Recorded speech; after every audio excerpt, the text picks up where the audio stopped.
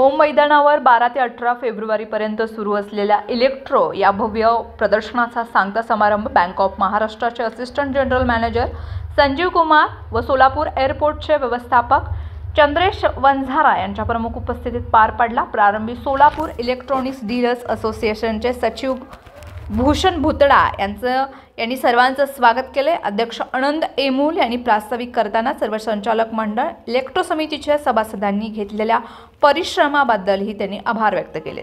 इलेक्ट्रोचे chairman Deepak Munot आपल्या भाषणात नागरिकांनी या प्रदर्शनात दिलेला उत्स्फूर्त प्रतिसाद तसेच मुख्य प्रायोजक शार्प सह प्रायोजक हायफा इलेक्ट्रिकल्स व MID विश्वप्रयाग युनिव्हर्सिटी यांचे विशेष आभार व्यक्त केले। समस्त स्टॉल धारक विद्यार्थी सहभागी कंपन्यांचेही विशेष आभार मानले। 7 दिवसांमध्ये सुमारे 1 लाख लोकांनी यंदा प्रदर्शनास भेट दिल्यानं त्यांनी आवर्जून उल्लेख केला।